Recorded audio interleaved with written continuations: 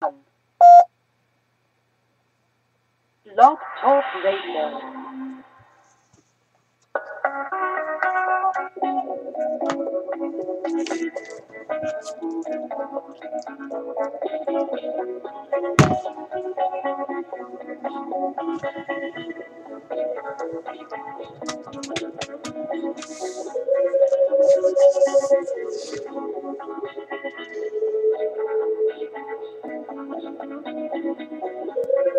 Hi, everybody.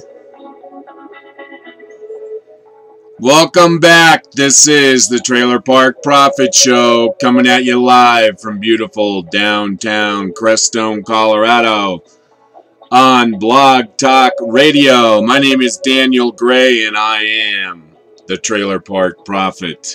And this show today is Sunday on Monday. Every Monday we try to review what's going on out there over the weekend. Primarily what's being said in the media, and we have a lot of that today. This is a really big day in the history of President Obama, the United States, and the rest of the world. As you probably know, Russia, as we live and breathe, is invading the Ukraine. They're in the northern section of the Ukraine. I actually have a map here. They're in an area, the Russian troops are amassing in the northern area of the Ukraine. Ukraine, of course, is a Baltic, no, it's not a Baltic state, I guess. Maybe it is a Baltic state. At any rate, the Russians are in the Crimean area, and they have given an ultimatum to the Ukrainian forces that they had better surrender, lay down their arms, or Russia will invade en masse and take over whatever military the Ukraine has. I had a list here I was looking at earlier about the forces that the Ukraine had, and it's not a lot. Not a lot at all. In fact, Russia can easily take over the Ukraine. I mean, I'm looking at a picture right now. The Ukraine is not in the Baltic states. I knew I was wrong when I said that. The Ukraine is in, let's see, what part is that? It's above Greece. It's above Turkey. Ukraine is like right there on, in fact, Ukraine, as I look at this map of Europe, Ukraine is the only thing between Russia and Europe. I mean, I guess, you know, okay, there'd be Ukraine, I guess, and then the Baltic states, Poland, and then on to Europe. And one of the big deals why Russia wants to control the Ukraine is that Russia is trying to reconstitute the Russian Empire, basically, or the USSR, the Communist Russia. And one of the things that Russia lost during the 90s, during the Reagan era and Bush Sr. era, was that Russia lost control of Poland and West Germany and the Ukraine, and a lot of the Baltic states were sort of satellite countries for Russia. I'm thinking of Romania. I'm thinking of Georgia. In fact, Georgia now is back in the hands of Russia. So a lot of intellectual types, a lot of political types, a lot of geopolitical types are saying that what Russia is doing, what President Putin is doing, is reconstituting the communist country, the USSR, communist Russia, Red Russia. And the Ukraine, of course, was part of Russia back in the 80s and 70s. And now it looks like they're trying to reconstitute old Russia, the USSR. And you look at the Ukraine, my God, I mean, it's right next to Turkey, and it's a really big country. And what makes the Ukraine so important to Russia is that it does have a warm water port, and a lot of gas and energy pipelines from Russia go through the Ukraine on their way to Europe, Germany, France, Italy, and so on. And this is a huge amount of money that the Russian government receives by selling oil to Europe. And those pipelines, like I said, there's 1, 2, 3, 4, 5, 6, 7 pipelines that run through the Ukraine from Russia. So economically, the Ukraine is a very important place for Russia. Strategically, it's an important place for Russia. Like I said, the warm water port on the Mediterranean, or the Black Sea, I guess that would be. And also putting together a bigger country. I mean, some people in Russia would agree that the purpose of Russia going into the Ukraine, or using the opportunity of political strife and unrest in the Ukraine by Russia, is nothing more than a power grab. And most of us political wonks out there understand that President Obama can't do anything. He's not going to do a damn thing. And part of the reason is that Russia understood what kind of a man Barack Hussein Obama was during the whole crisis in what happened in Syria. And we reported on what happened in Syria and the red line with the use of the Assad regime using chemical weapons, that was a red line for President Obama. And when that line was crossed, President Obama did nothing more than a harsh rebuke of Assad, and did nothing militarily. Remember, we reported on how feckless the Obama administration was. They amassed a bunch of armament and Navy assets outside Syria, and of course Obama threatened to do something, and then Kerry didn't get the memo. Our Secretary of State, Kerry, remember, went out on the Sunday talk programs and said that Obama had definitely drawn a red line, and that Obama was going to take extreme action if the Syrian government actually used chemical weapons on its people. In fact, they did, and you know, it was miscommunication between the president and Kerry, because right after Kerry said on the Sunday talk programs that Obama was going to do something, then Obama announced that he wasn't going to do anything. And it was that, in other things, just sort of feckless kind of leadership by the Obama administration, that on Syria and Iran obviously has sent a clear message to President Putin in Russia that they can pretty much do what they want, because President Obama is nothing but a paper tiger. And obviously at this point it's being bore out. Now remember, like I said, now the Russian forces have surrounded a military base in the Ukraine around Crimea, and told them that they had better throw down their arms, or the Russians are going to invade this military base. So while things look really bad right now, there's an emergency meeting going on right now at the UN. There's another emergency meeting going on in Geneva over this issue of Russia being in the Ukraine. You know, there's a lot going on in back channels. A lot of people around the world, other world leaders, are contacting Putin and saying, you got to stop this. And I imagine right now as we speak, NATO, now remember, NATO was put together after World War II by the Allies, the winners of World War II, as a permanent organization, military organization, diplomatic organization, to prevent Russia from ever threatening its neighbors again. So you can bet right now NATO, which is made up of European countries, NATO is meeting right now, and they're trying to decide what they want to do collectively. I mean, we have a big stake, we meaning the U.S. has a big stake in NATO. We have troops, we have armament, we have offices, we have training facilities all over Europe. And so this whole thing right now is developing right before our eyes.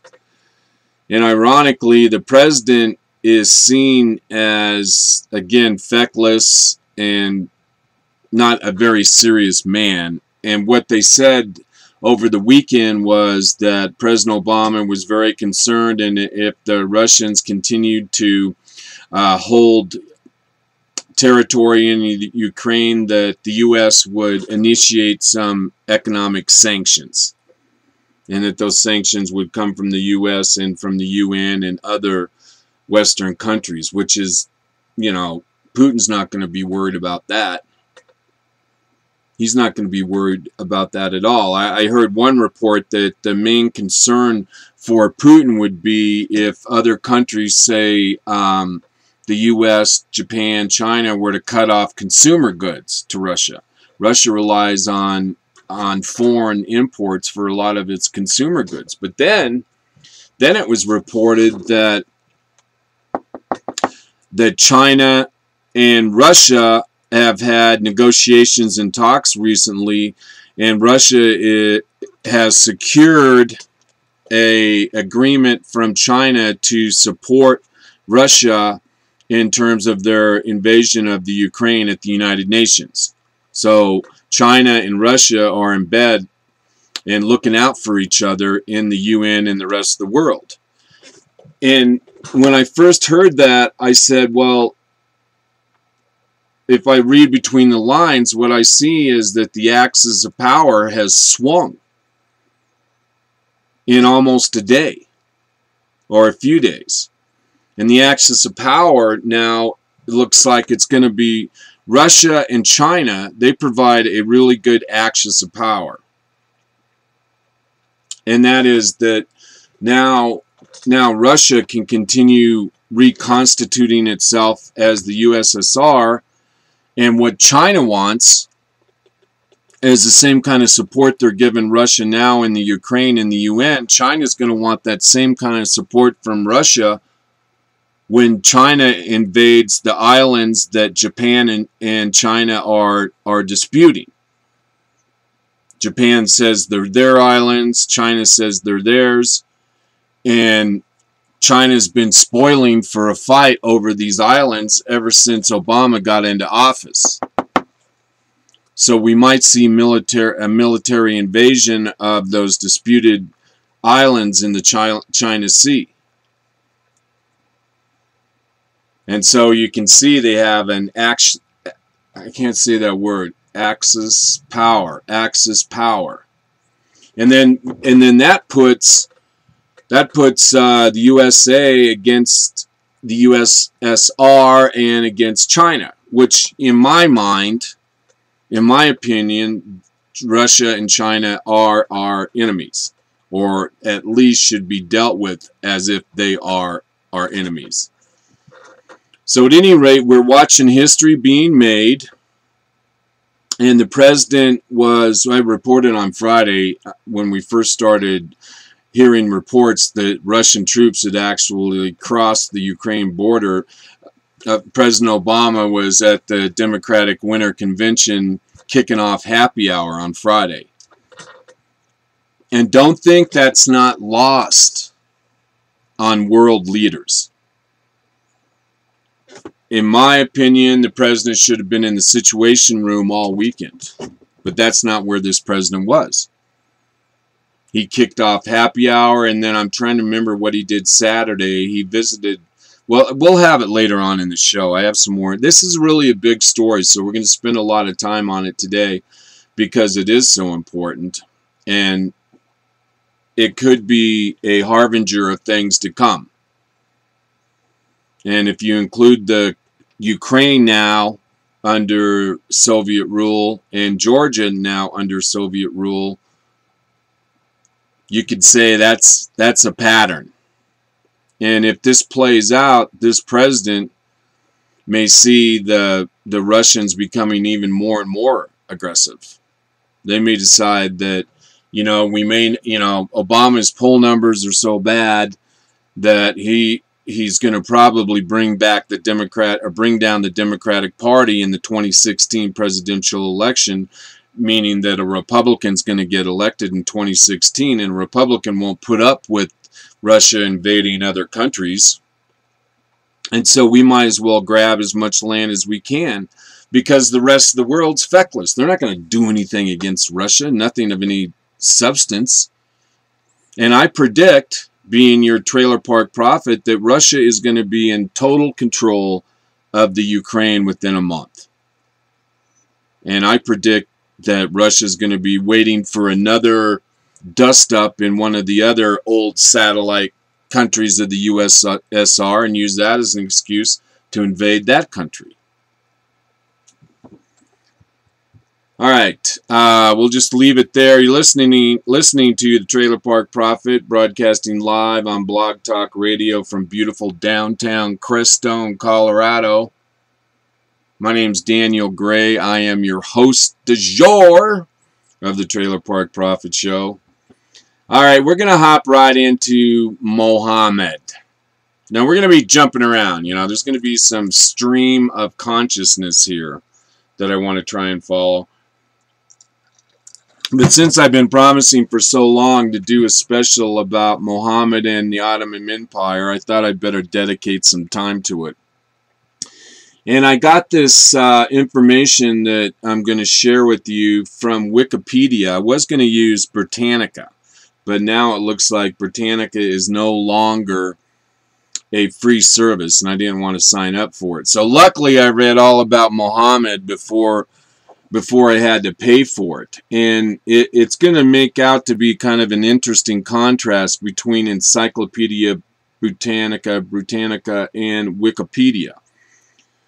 And luckily I have a memory so I can remember a lot of what was said in Britannica, but it gives you some idea as to what information is out there about Muhammad, and it also casts some doubt as to what's true and what is being edited, or what revisionist history is being implemented in the history of Muhammad, because the differences between Britannica and Wikipedia are really stark as far as who Muhammad really was. But we'll kind of get into this so that we can learn a little background information about Muhammad.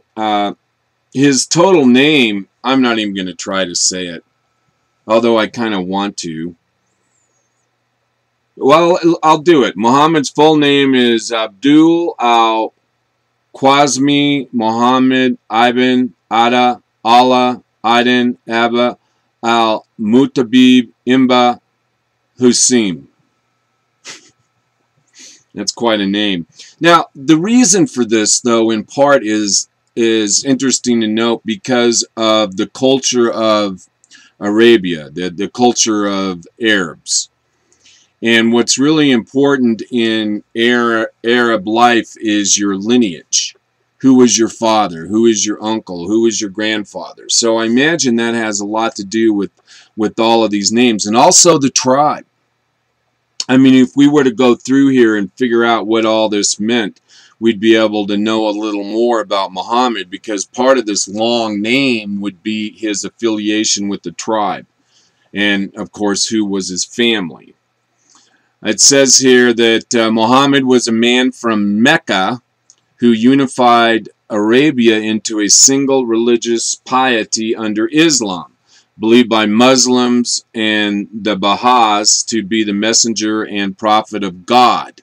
Muhammad is almost universally considered by Muslims as the last prophet sent by God to mankind, while non-Muslims regard Muhammad to have been the founder of Islam. Muslims consider him to have restored the unaltered original monotheistic faith of Adam, Noah, Abraham, Moses, Jesus, and other prophets. Now that's an interesting twist I wasn't aware of.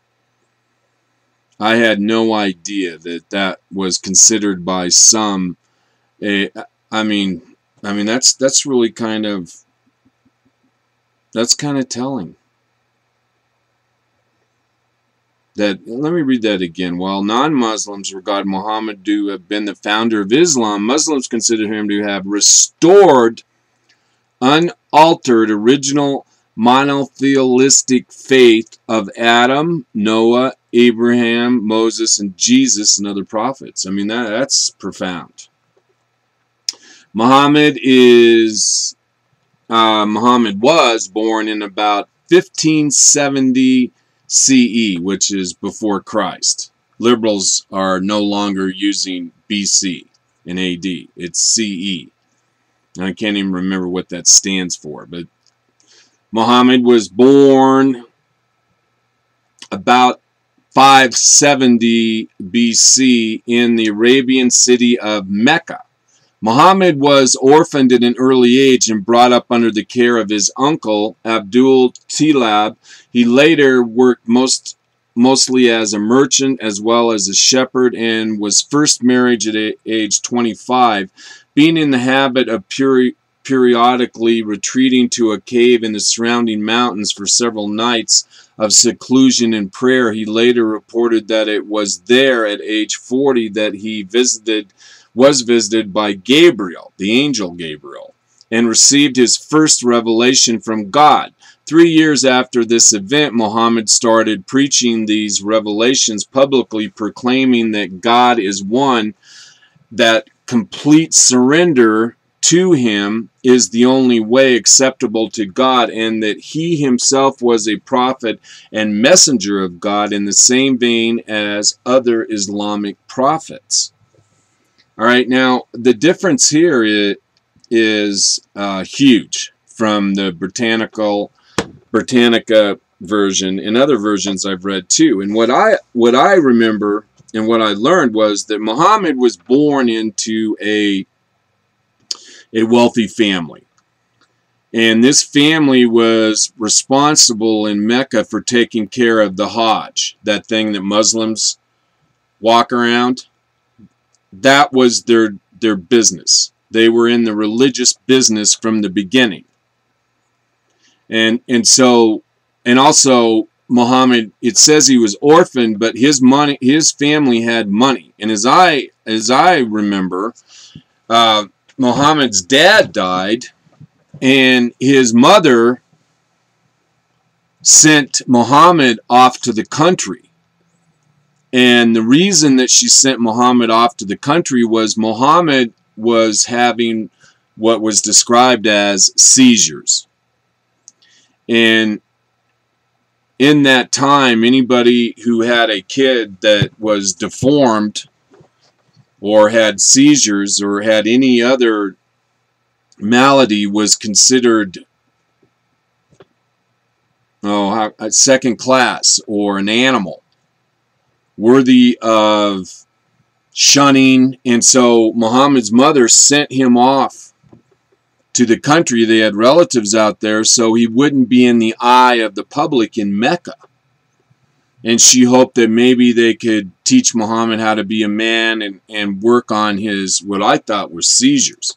I think Muhammad was an epileptic, because he would have these seizures as described by the Encyclopedia Britannica, and he would, what a seizures like. The person's on the ground, they're basically unconscious, their eyes are rolled back in their head, and they're vibrating on the ground. And then from that, I almost said Obama, Muhammad was crafty enough to suggest that he had had these visitations by the angel Gabriel. And then eventually Muhammad came back to the palace, his family palace, and started preaching to the staff, the helpers, the workers. And that's how Muhammad got started. And the Quran was written by Muhammad in segments after every one of these visions, or as I call them, seizures. All right, let's see. And mentioned that he was raised by his uncle, and his uncle was in this palace, and he was spending a lot of time with Muhammad. But I think that these two stories conflict. I don't know which one you ought to believe, although I think you ought to believe the one that was in Encyclopedia Britannica, because as I've been saying to you for years now, a lot of this stuff about Muhammad is being scrubbed from the internet. And I've told you, I've had articles that have been taken off my Facebook page. There is a lot of revisionist history going on about Muhammad. And it says here, Muhammad gained few followers early on and was met with hostility from some of the Meccan tribes. Did it say he got married yet? Yeah, he got married. Now, here's the other part that's not in here, too. Well, let me read this, and then we'll see how this, let me see, and then I'll be able to add everything together. Muhammad gained few followers earlier on and was met with hostility from some Mecca tribes. To escape persecution, Muhammad sent some of his followers to Absentia before he and his followers in Mecca migrated to Medina, then known as Yathrib, in the year 622.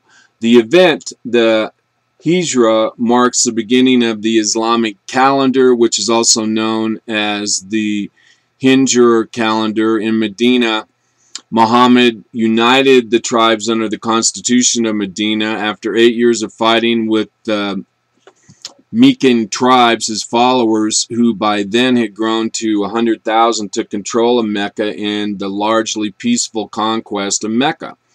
He destroyed the pagan idols in the city and then sent his followers out to destroy all of the remaining pagan temples in eastern Arabia. In 632, a few months after returning to Medina from the farewell pilgrimage, Muhammad fell ill and died. By the time of his death, most of the Arabian Peninsula had converted to Islam, and he had united Arabia into a single Muslim religious piety. And this is a total different version from what I've read in the past. Not only what I read in Encyclopedia Britannica, but other history books, textbooks.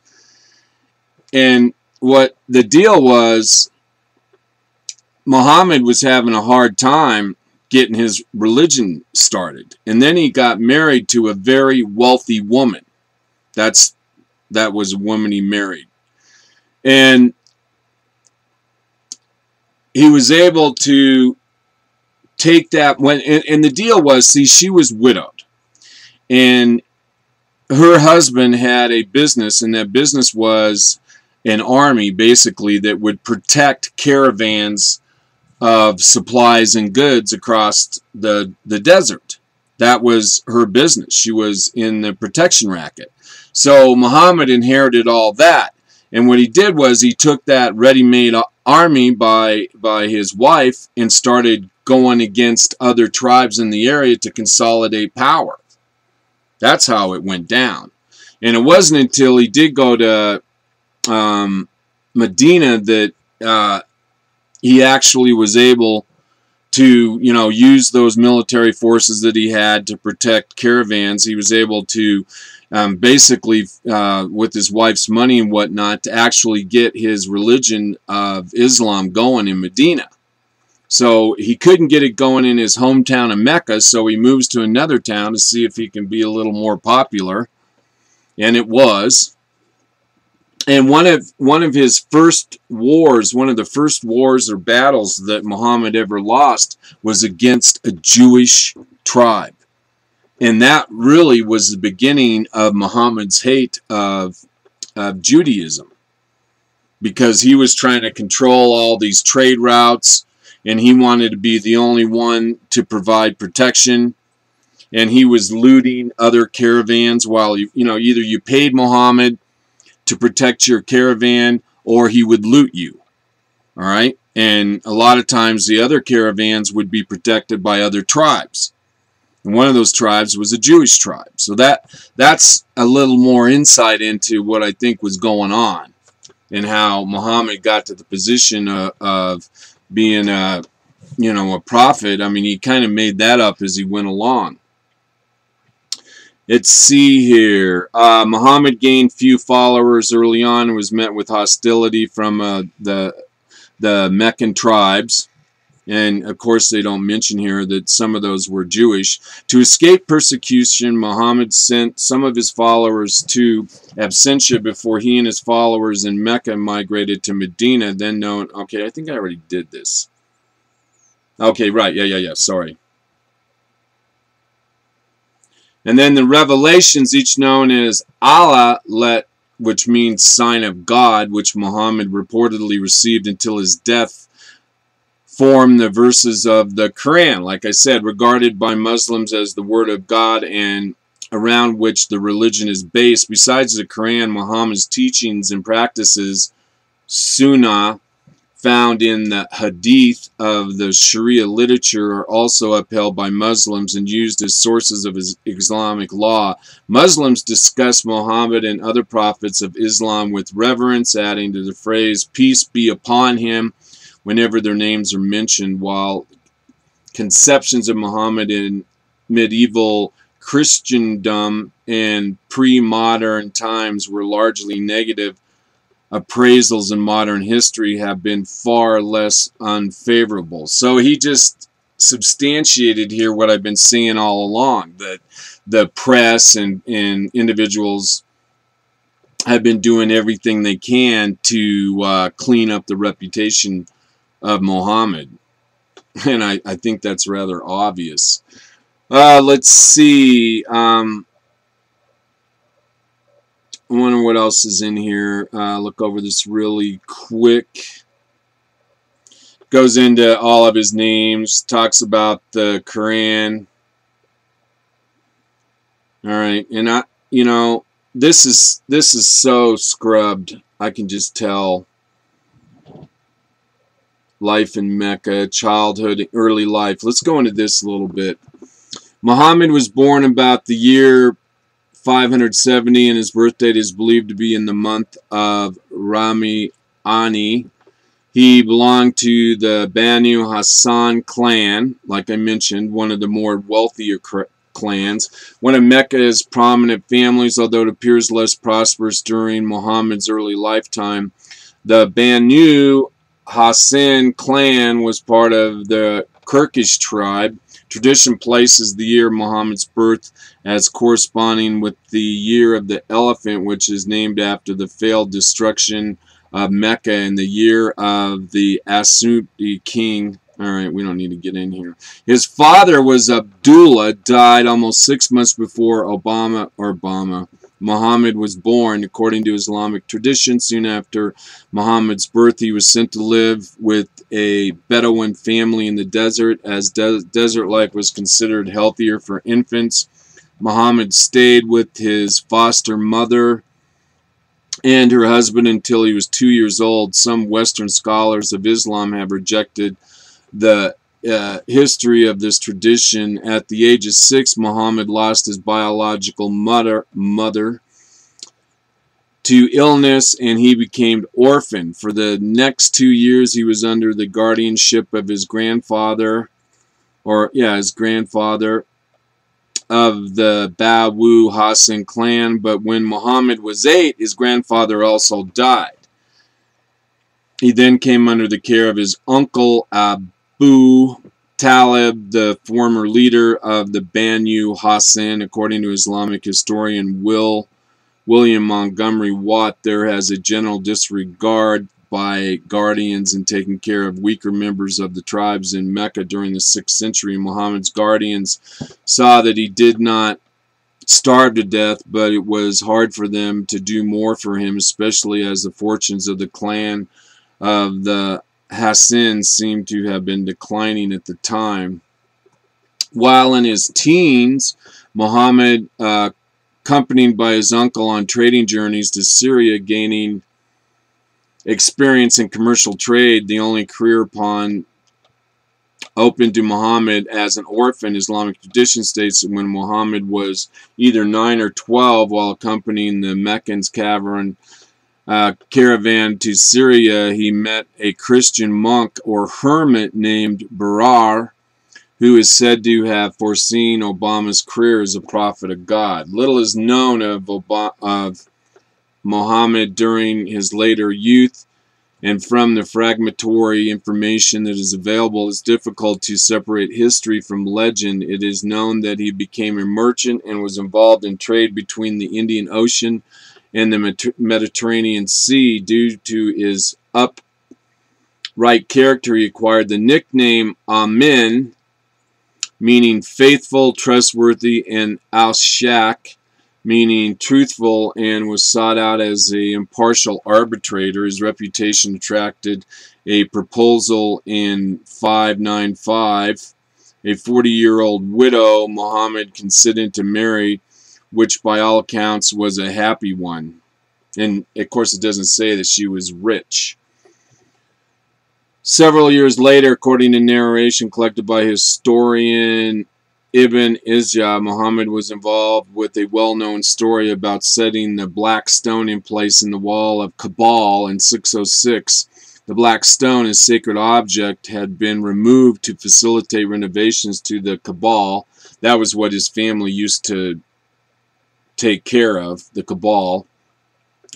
The leaders of the Mecca could not agree on which clan should have the honor of setting the black stone back in place. They agreed to wait for the next man to come through the gate and ask him to choose. The man was 35-year-old Muhammad. 5 years before the first revelation, he asked for a cloth and put the black stone in its center. The clan leaders held the corners of the cloth and together carried the black stone to the right spot when Muhammad set the stone in place, satisfying the honor of all. So, I mean, there's a lot of mysticism and legend involved in the history of Muhammad, actually, obviously. And then it goes into the beginning of the Quran, and we talked about that already. Supposedly he would go off and spend several days in a cave and then come back with the revelations of his meeting with the angel Gabriel. And let's see. I wanted to opposition.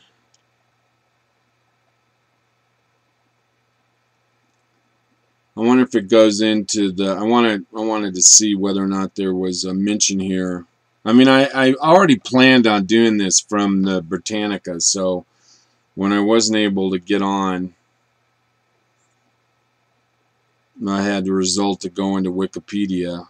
But I think that gives us enough information. I mean, really, this is something you should do on your own. You ought to read all of this, not only here, but in other places. And I'd recommend getting several sources and learning more about the history of Muhammad and try to get an idea about who this man is and what he meant to that time period, and how his religion basically has been co-opted. And again, Islam, like Christianity, like Catholicism, like Buddhism, is a franchise. Anyone can start their own branch of any religion. And that's what modern Islam is. It's a franchise.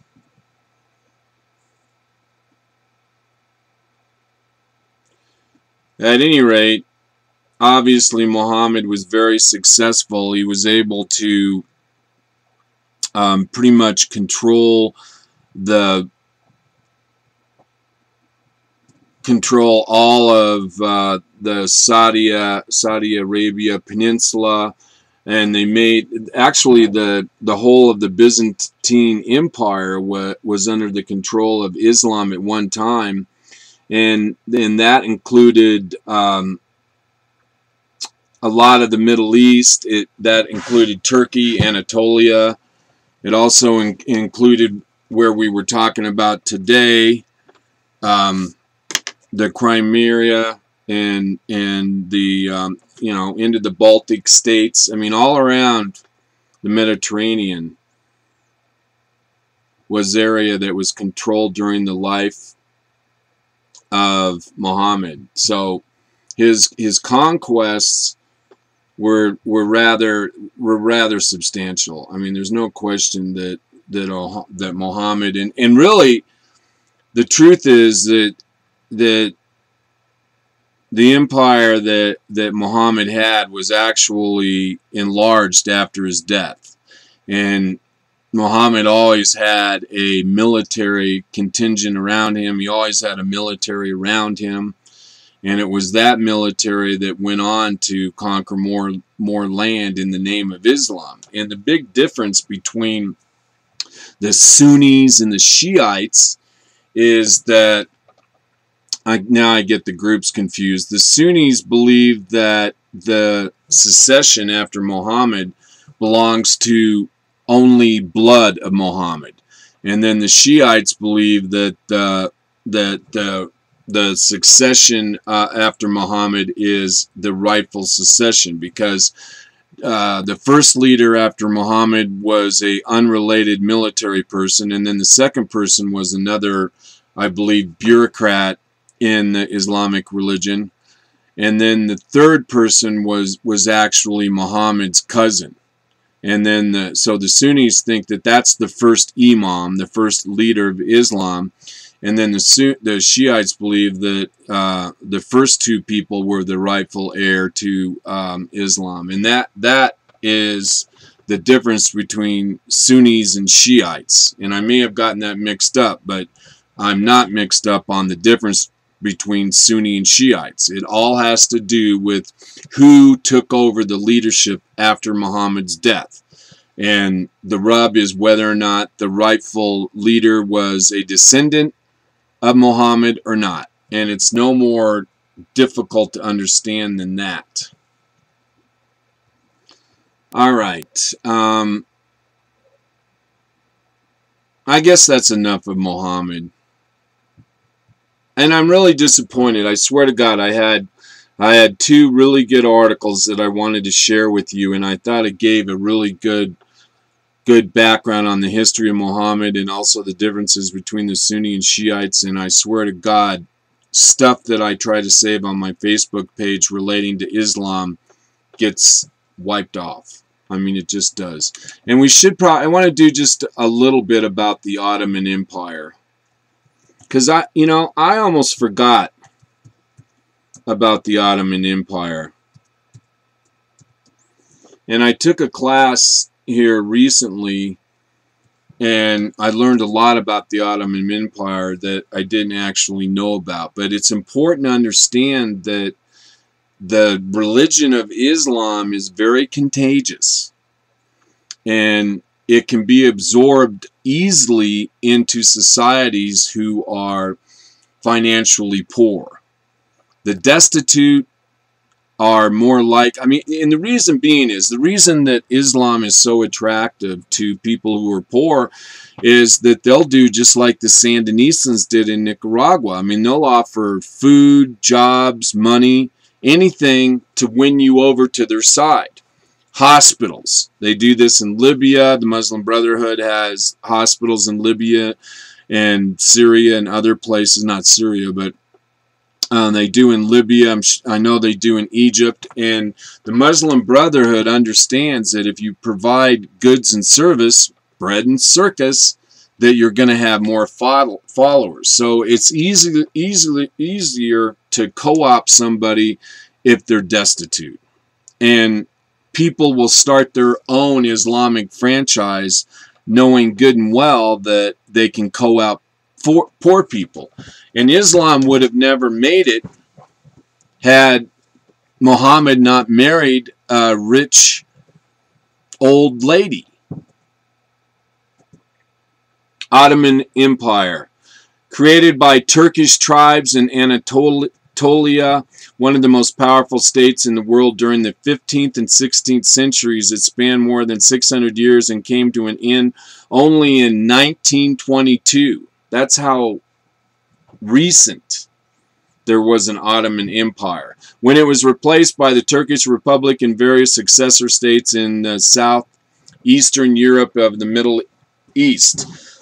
In its height, the empire included most of the southeastern Europe and the gates of Vienna, including modern Hungary, Serbia, Bosnia, Romania, Greece, and the Ukraine, Iraq, Syria, and Israel, and Egypt, and North Africa as far as Algeria. And most of the Arabian Peninsula, the term Ottoman is the term Ottoman is a dynastic appellation derived from Osman Arabic, the nomadic Turkmen chief who founded both the dynasty and the empire. Alright, now that was from Encyclopedia Britannica, but I wanted to see if I still was going to be cut off. Okay, let's see if they'll let me in without giving them a credit card. Oh, they will. Maybe, let's see. Ah, they're not going to. I should have been smarter. But it's kind of interesting to know that there's a source of information out there from Encyclopedia Britannica. I don't know how much it cost, but I imagine it's a great source of information. It may be well worth your money if you're interested in history and, you know, other things. I mean, Encyclopedia Britannica is definitely a source that's been around for a lot of years. Let me see here. Alright, I can't get this to respond. Alright, you're listening to the Trailer Park Profit Show. My name is Daniel Gray. We're broadcasting live on Blog Talk Radio from beautiful downtown Crestone, Colorado. My name's Daniel Gray. I'm the Trailer Park Prophet. I'm glad you're here. This is Sunday on Monday, where all the talk shows, people were talking about what was going on over there in the Ukraine. I mean, it's a real serious situation. And if you like to talk to the Trailer Park Prophet, you can do so by dialing 646-716-8506. Again, if you'd like to talk to the Trailer Park Prophet, you can do so by calling 646-716-8506. The White House announced this morning that the U.S. will not be sending a delegation to the Special Olympic Games in Sochi, Russia, in response to Russia piling into the Ukraine, invading the Ukraine. Again, the USA will not be sending a delegation, a Special Olympics delegation, to Sochi for the Special Olympics. You know, I wonder if they have the same security that they had for the regular Olympics in Sochi here last month. And I hate to be so cynical, but my guess is they don't, because the Special Olympics aren't going to garner the crowd that the regular Olympics are. And now I'm concerned that there's going to be a terrorist attack in Sochi. And part of that is, I guess, because I'm kind of paranoid. And it's not paranoia if they're really after you. I think most people understand that. So, let's see here. This is breaking news from France. This was just about an hour ago. This is kind of cool, man. We have breaking news. It's just amazing. We're more up to date than most news agencies out here. Again, breaking news: Russian fleet gives Ukraine forces in Crimea. God, I'm screwing this up. Crimea ultimatum to surrender. And I think I already mentioned it, something like that was going on. But I wanted to delve into this article a little bit. Maybe we can get some insight into what's going on. We might even have a video. How cool would that be?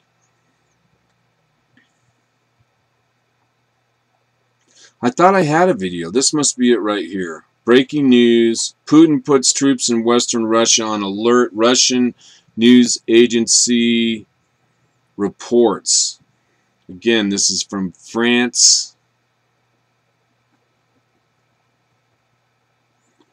And let's see. It's called France 24. Russian President Vladimir Putin has ordered an urgent drill to test the combat readiness of armed forces across western Russia. On Wednesday, Interfax and other Russian news agencies have reported flexing Moscow's military muscle. Okay, this is actually an old story.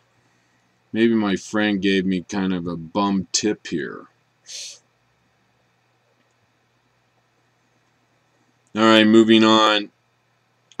This is kind of funny.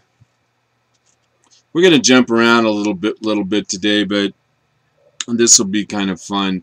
I got this from Best of Kane, and someone compiled, might have been this guy Robert Laurie, compiled a group of Al Sharpton's quotes, and ironically the same exact quote was given by President Obama. So it looks like Reverend Al Sharpton is directly taking his talking points from the president. And what we have here is a montage of clips of President Obama and then Al Sharpton. In case you don't know, Al Sharpton has been in the race baiting business his whole life.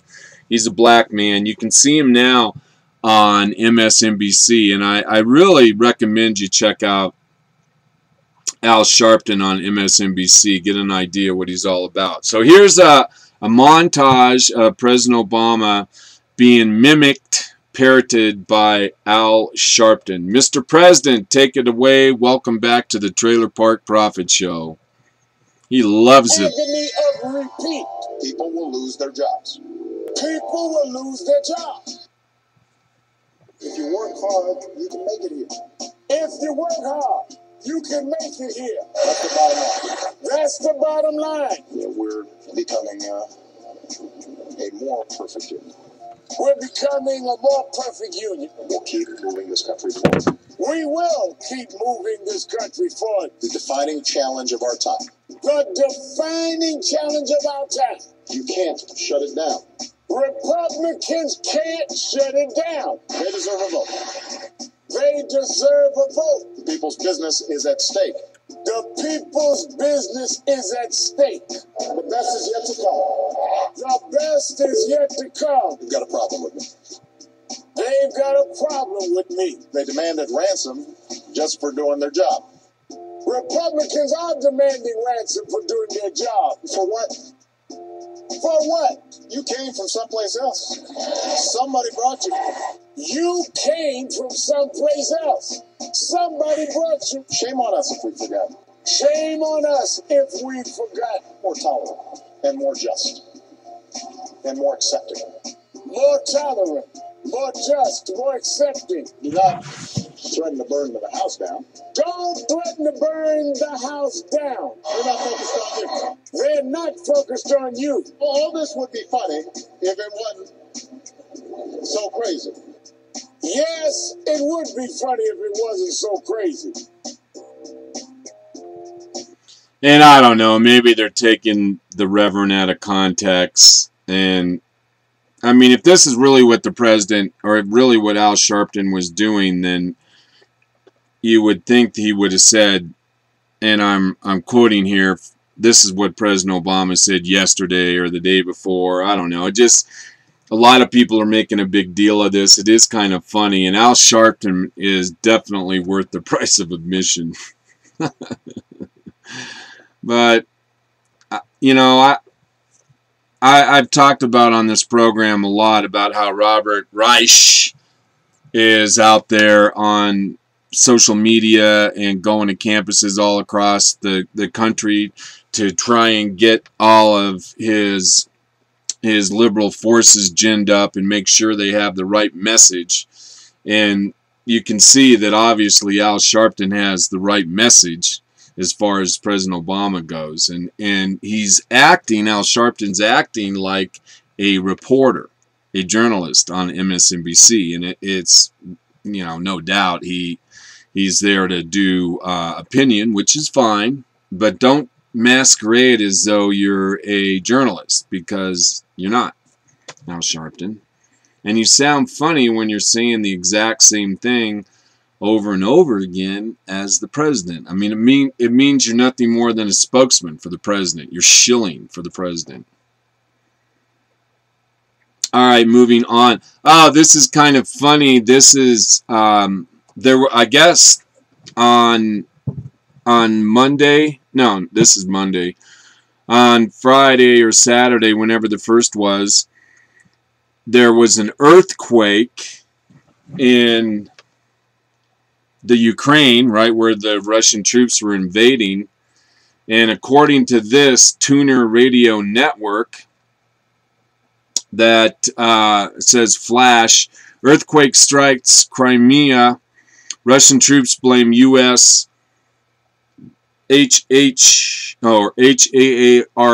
furious, saying U.S. used a weapon of mass destruction against Russian military.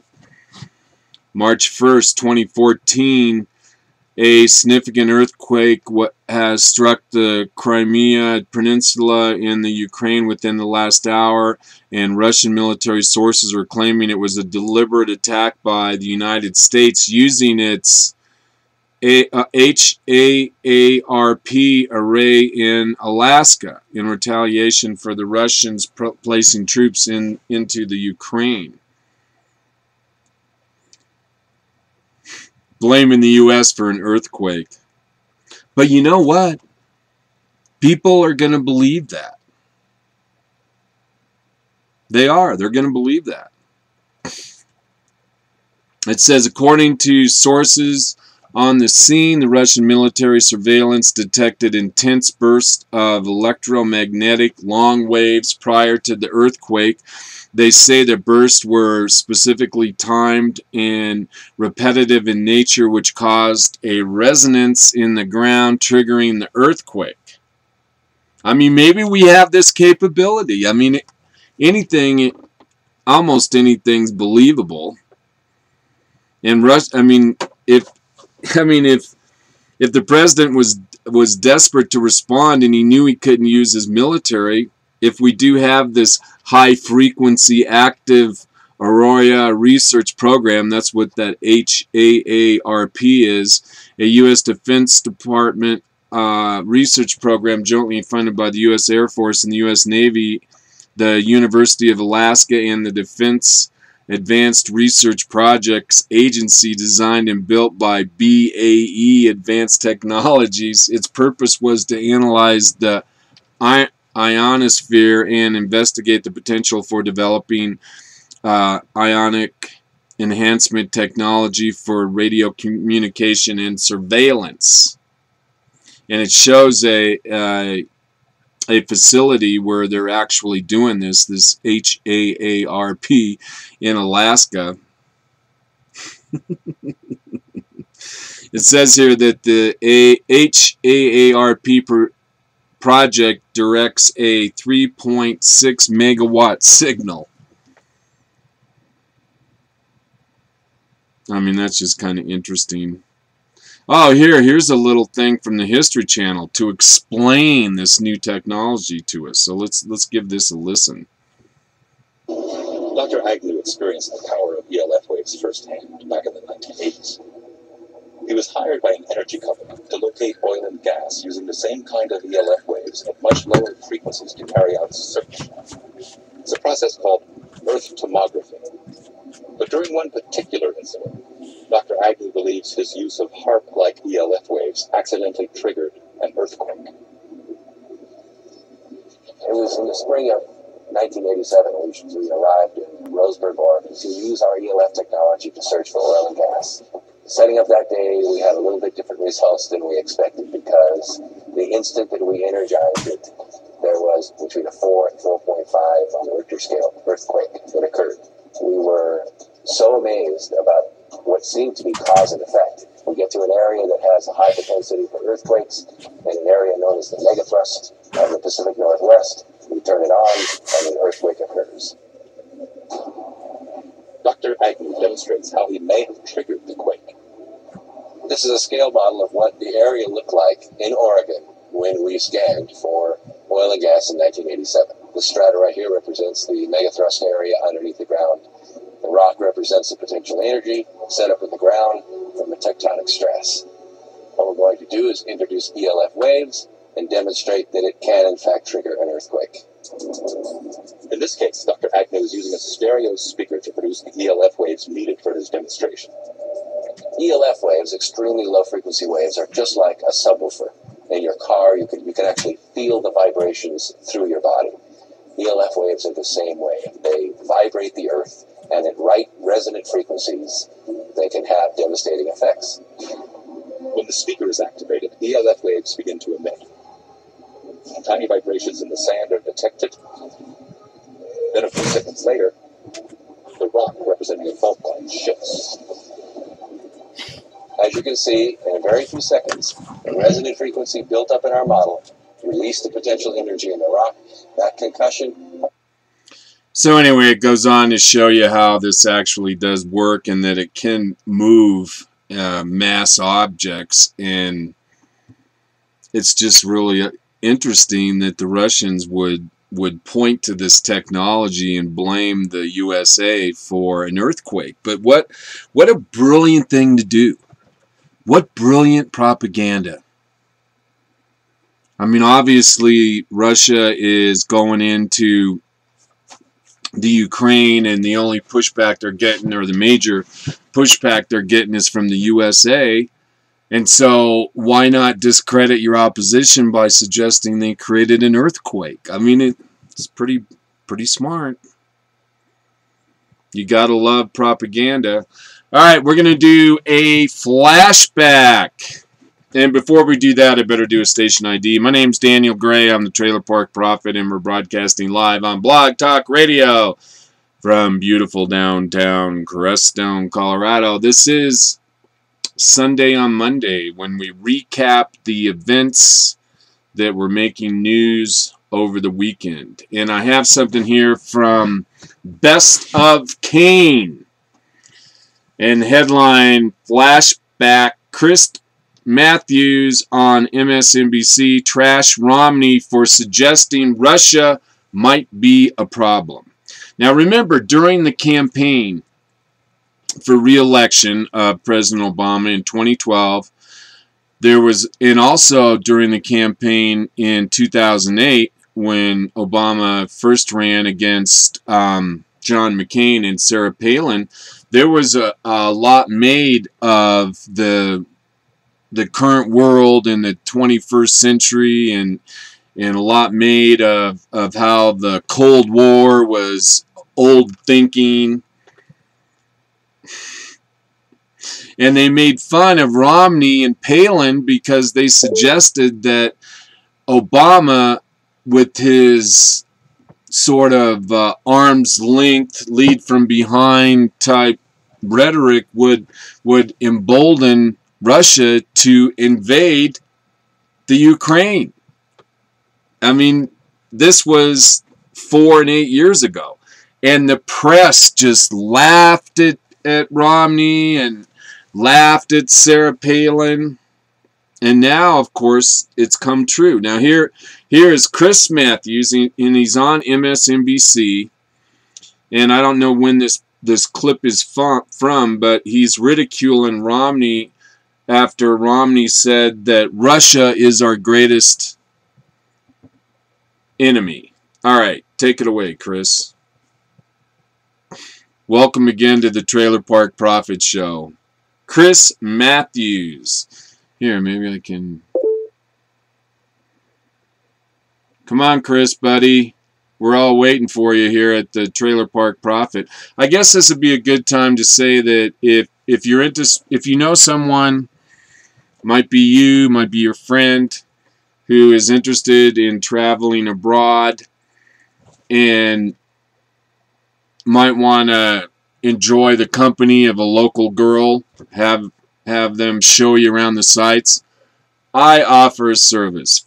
It's called the Trailer Park Prophet Love Connection, and we have over 20,000 women all across the world, and they've been screened to make sure that they're not shysters or prostitutes, and you can see these women online at the Trailer Park Profit Love Connection, and you can see for yourself what wonderful women they are. The site has pictures. It has a biography. You can find their likes, their dislikes, and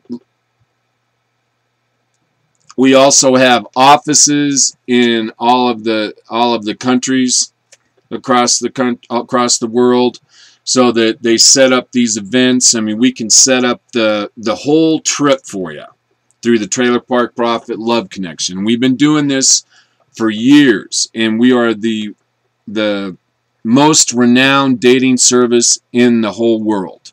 But we can set up the trip. We can give you a special rate on your plane and hotel, and then we'll bring you to these events where these women will be, and you can meet with them personally if you haven't already met with them online. But it's a great deal, and it's safe, and it's fun. And I know if you suggest Trailer Park Profit Love Connection to any one of your friends or family, that they will be grateful. They really will. Trailer Park Profit Love Connection. Alright, I couldn't get that video of Chris Matthews to play. I'm trying to think here if I can do a poll quote to kind of give you a sense of what Romney had to say. Maybe I'll try to run it again. Let's just see if we can get this to play. You know? Oh, here we go. Hardball. Mitt Romney probably thought he could use to his advantage. The president caught on an open mic telling Russian President Dmitry Medvedev to give him space on missile defense. But once again, Romney stepped on his own message. Cynthia Tucker is a Pulitzer Prize-winning columnist and professor at the University of Georgia, and Sam Stein covers politics for the Huffington Post. Here it is. Here's Romney yesterday on CNN trying to capitalize on the president's remarks. Let's watch. If he's planning on doing more and suggests to Russia that he has things he's willing to do with them, he's not willing to tell the American people. This is to Russia. This is, without question, our number one geopolitical foe. They fight every cause for the world's worst actors. Cynthia, I don't know what decade this guy's living. It sounds like, if not 72, 52 even. It's not Stalin over there. It's not Khrushchev. It's not Brezhnev. It's not the Cuban Missile Crisis. Medvedev, chatting with him as another country in the world that's no longer the Soviet Union. Is he trying to play Ronald Reagan here or what? What's he up to? You know, this is Mitt Romney's severely conservative problem. He struggles so hard to be persuasive, to make a case against Obama, that he always ends up jumping the shark, saying something that is completely off key and not credible. It's no great surprise that he was going to try to take advantage of this to criticize President Obama. He was hoping, no doubt, that this would have the same effect against.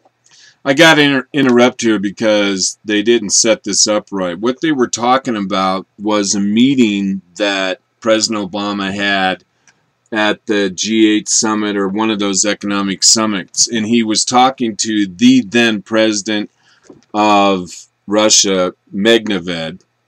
Remember, it was Putin, Medvedev, and now it's Putin again. But he was talking to Medvedev, and Obama didn't realize that his mic was on. And he told Medvedev to tell Putin that after he's reelected, this was in 2012, after Obama's reelected, that he would have more flexibility with missiles and other issues with Russia. He said, in other words, don't do anything in the press that's going to embarrass me during this campaign cycle. And if I get out of this thing, then I'm going to have a lot of concessions for you. And he said that to President Medvedev. He actually told Medvedev to tell Putin that after his reelection that he'd have a lot more latitude in dealing with Russia. And that's a very scary thing in my mind. And I'll tell you what, I want to go off base here a little bit, but Rush Limbaugh today was talking about a fictional book that he was reading, and it dealt with a U.S. president whose wife was having a lesbian affair, and how the Russians were able to blackmail the president into doing what they wanted. Well, ironically, if you remember back 2 years ago, there was a big hubbub about Michelle Obama having an affair with one of the Secret Service agents.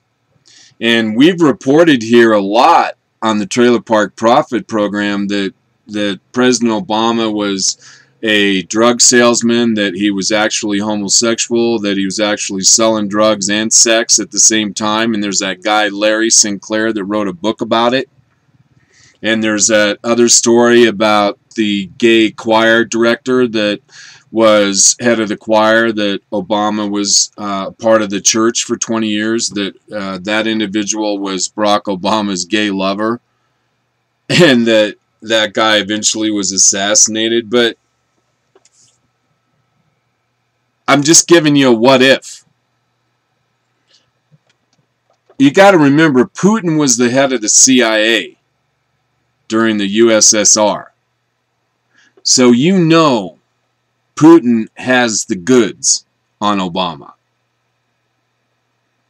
And I don't think it's too far out to suggest that President Obama may be being blackmailed.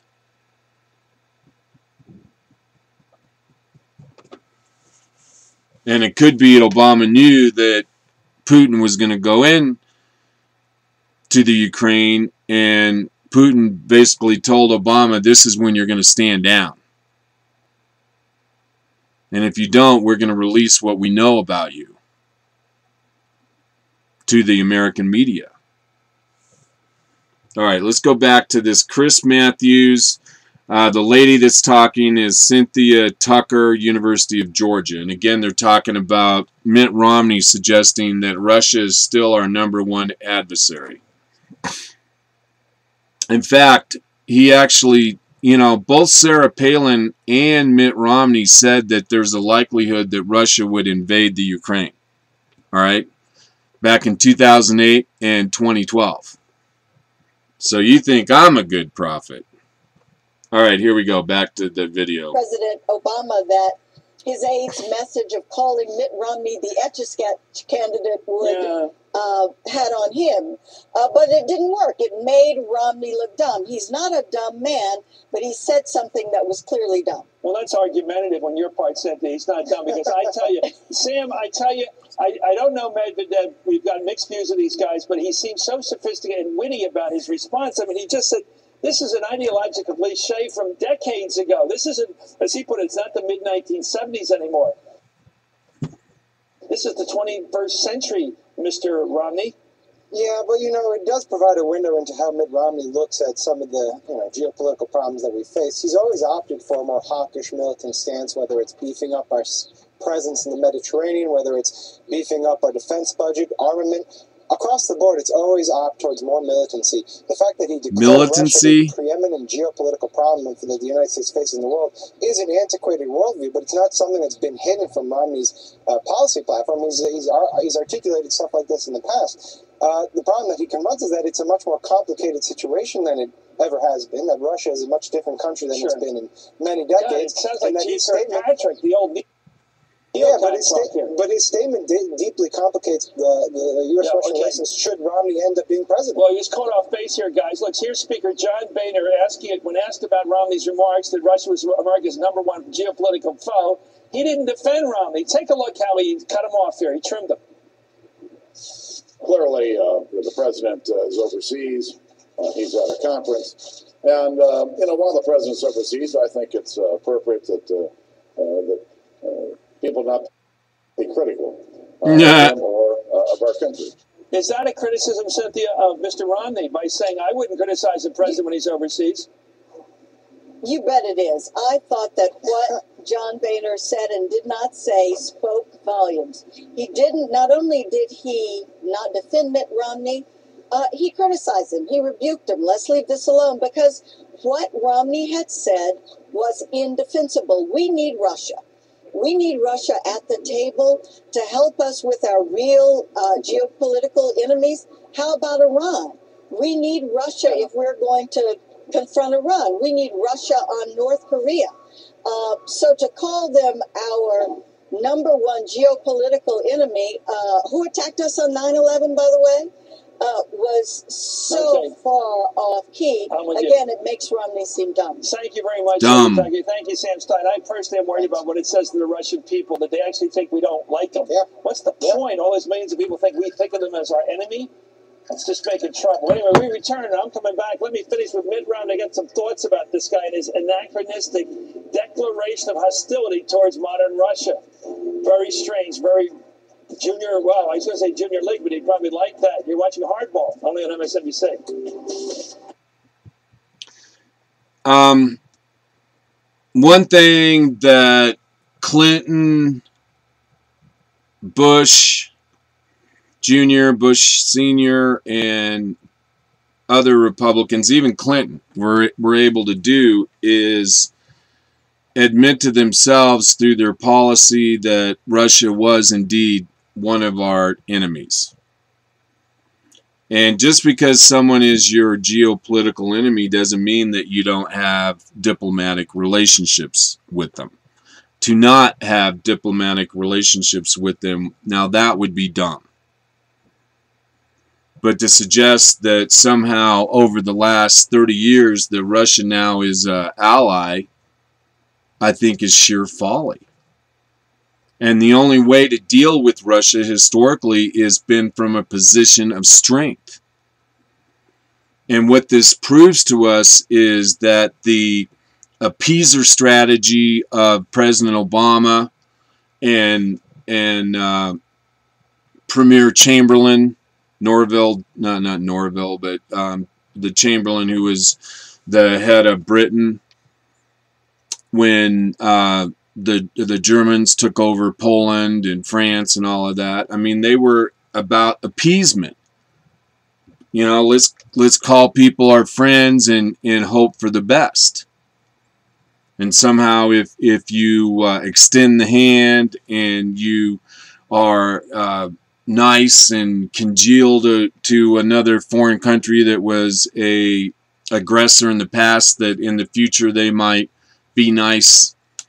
And that's basically the Obama foreign policy, that if we're nice to people, they'll be nice to us and the rest of the world. Well, obviously now it's not working. And Chris Matthews and that college professor were all worked up that anyone would suggest that Russia is our greatest concern.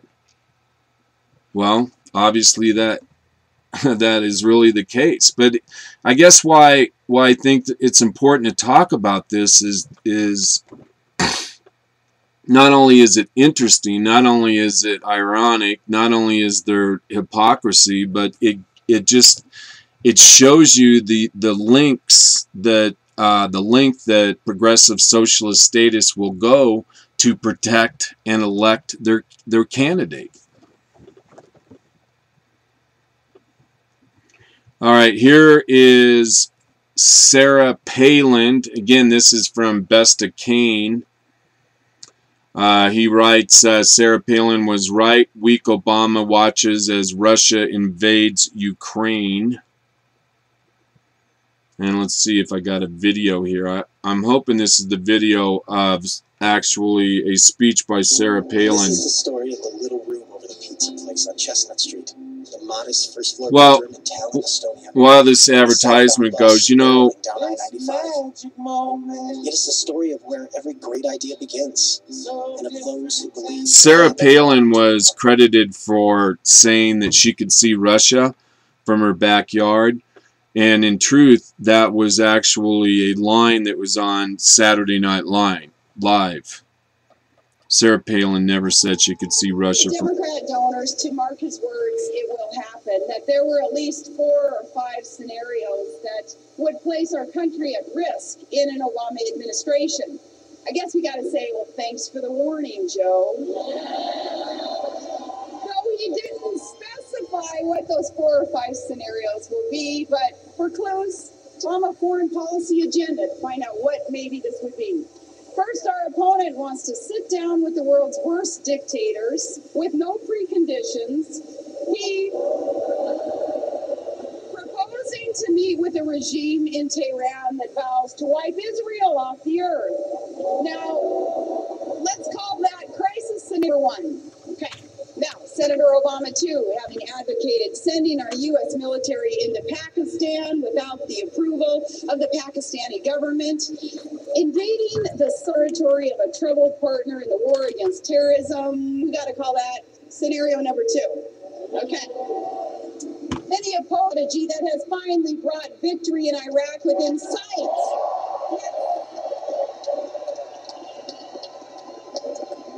Our opponent has voted to cut off funding for our troops, leaving our young men and women at grave risk in the war zone. He wants to pull out, leaving some 25 million Iraqis then at the mercy of an Iranian-supported Shiite extremist group and Al-Qaeda in Iraq. By his own admission, this could mean our troops would have to go back to Iraq. That's crisis scenario number 3.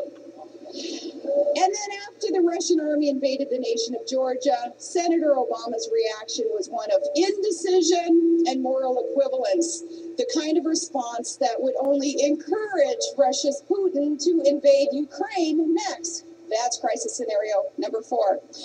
But I guess the looming crisis that most worries the Obama campaign right now is Joe Biden's next speaking engagement. Let's call that crisis number 5. So Sarah Palin nailed it back in 2008.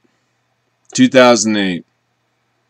Sarah Palin, I mean, you gotta imagine that Sarah Palin knew that there was a possibility Russia might reinvade the Ukraine because she's up on world events. Maybe she was told by a staffer. Someone may have written that speech. Regardless, the Republicans were out there saying that we've got to be careful of Russia, that they're trying to reconstitute the USSR. And like Sarah Palin said, that was evidenced by their takeover of Georgia. So at any rate, Sarah Palin, Mitt Romney were absolutely right. And, you know, the sad thing is that, of course, the lamestream media, the drive-by media, is not going to make a retraction. They're not going to apologize. But I guess the reason I felt I wanted to do this story was mainly because I want to refresh your memory. And also, you see how important it is who we elect? If we don't elect credible candidates, then we wind up where we are now. And had Romney been elected, you can bet Putin wouldn't have challenged Romney by invading the Ukraine.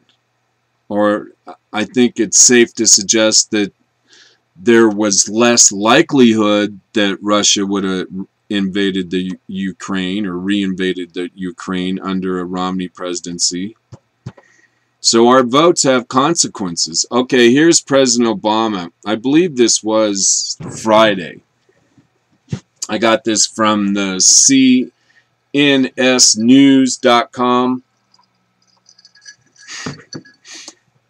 Obama mocks GOP. How dare you fix things? Oh my God. Okay. Hold on, I just did the wrong thing or something. I think I just...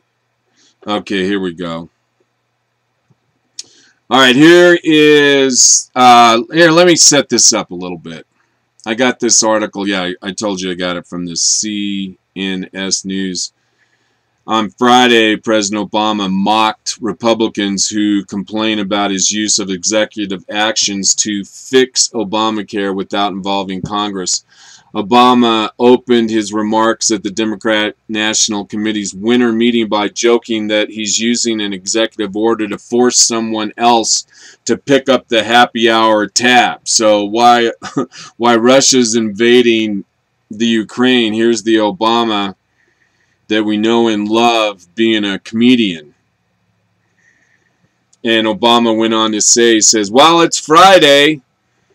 It's after 5, so this is now officially happy hour with the Democratic Party. Applause. I can do that. It is an executive action. I have the authority. Ah, laughter. Henry is picking up the tab. Ah. I mean, that's, you know, this is really junior high stuff. That's why I say President Obama is not a serious man. And in politics, one thing you don't do is antagonize your opposition, ridicule them, mock them, because it emboldens them to fight back. But this president, he doesn't get that. You know, he is provoking the Republicans to strike back at him. Later on, Obama complained that the Republicans complain that he's a tyrant, and he says overreaching when he fixes Obamacare problems on his own without involving Congress. For 5 years, Republicans in Congress have been talking about offering a serious plan of their own.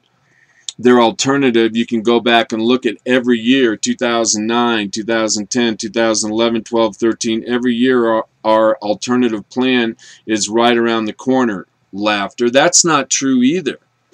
President Obama is not telling the truth there, because the Republicans have had a health care reform plan. I mean, that is such a lie by the president. There's been numerous Republican health care alternatives to Obamacare. I mean, that is a straight up lie by the president. And the president goes on to say, we're just about to put it on the floor. We're going to have a vote. We're still in the drafting process. That's not true. Every year, I'm sure it's coming any day now. Laughter, laughter. God damn it, that's lying, Mr. President. All right, let's go to the video before I pop a gasket here. Again, here's President Obama in front of the National Committee winter meeting last Friday while Russia was invading the Ukraine. Take it away, Mr. President.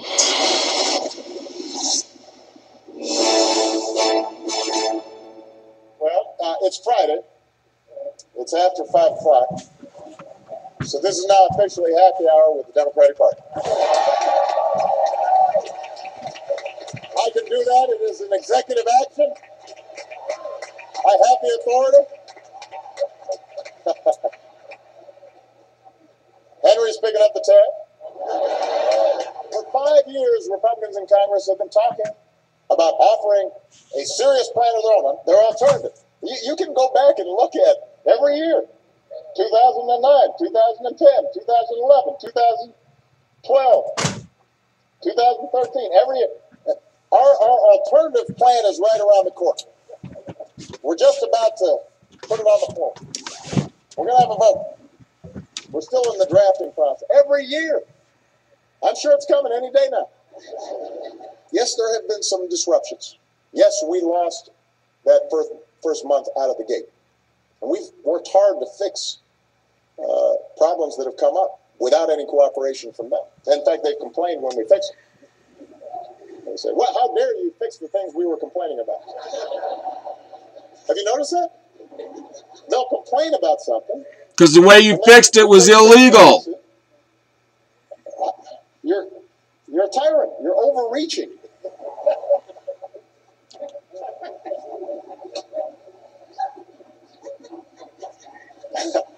You're laughing, but it's true. I'm not making this stuff up. And see, to the low information voters out there, they can't understand what the president just said is a gross misrepresentation of history. And first off, what the president said was back in 2009, 2010, during the Obamacare debate, the Republicans, they were in the minority. The Democrats controlled the White House, the U.S. Senate, and the House of Representatives. And the Republicans were totally frozen out of the process. And again, Obamacare was passed by special orders, meaning it didn't go through the the natural committees of reference. It was just held in the Speaker's office in the House and held in the Senate President's office, Harry Reid in the Senate. And all the negotiations of Obamacare were done behind closed doors, and the Republicans were not there. You need to understand that. And the Republicans did have alternatives, and they did try and run them on the floor and in the House of Representatives, but they weren't even allowed to be heard. I promise you this. The Republicans have had numerous bills of their own for health care reform, and the Democrats prevented them from ever being voted on. That's the real truth. And yes, Republicans have been complaining about the inadequacies and stupidity of Obamacare, but the people of the United States have been complaining about it too. And yes, they complain about it, and then the president, rather than going through the legislature like he's supposed to do by the Constitution, just unilaterally made changes to Obamacare. That's not our system. If something is wrong in the language of the bill, you got to run it through Congress. But had President Obama done that, then the Republicans, after 2010, would have been able to make amendments to Obamacare, and he didn't want to see that happen. And he also didn't want to have a discussion before Congress about how Obamacare was written so poorly that they had to make all these changes, or that the implementation and the reality of the implementation of Obamacare was such an abomination that he didn't want to go through the legislative process, because it would have brought down a torrent of negative criticism of Obamacare. But that's how our process is set up.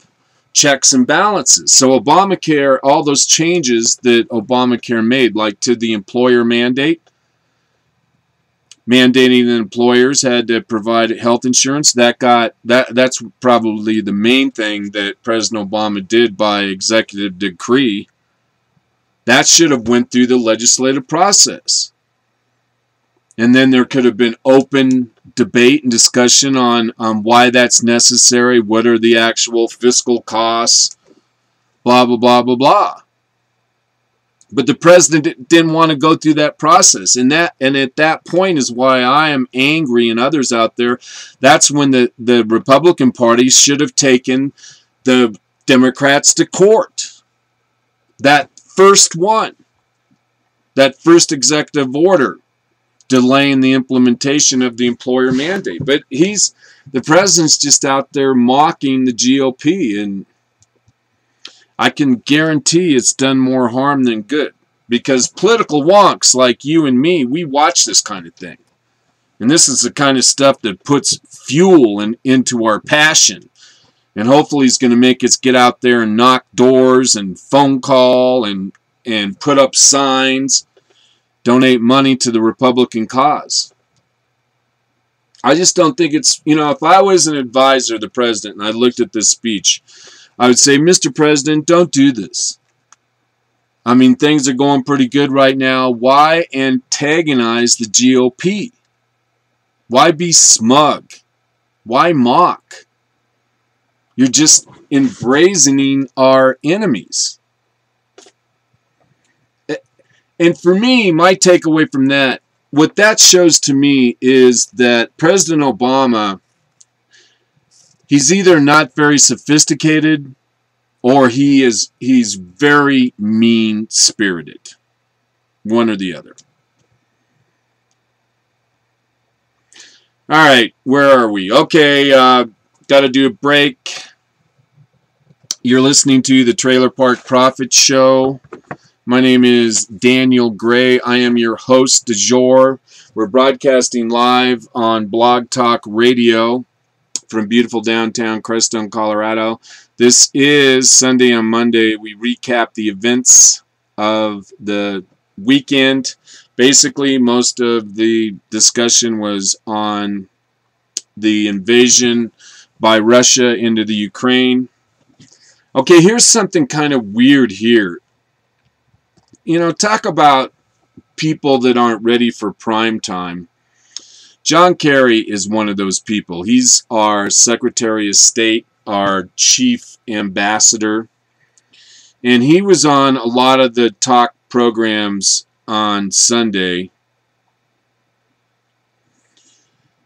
and he said some curious stuff.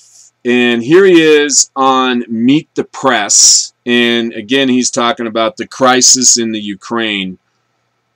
And give a listen here. This is really curious. Again, this is John Kerry, the United States Secretary of State, yesterday on Meet the Press. I can't remember if there's an advertisement.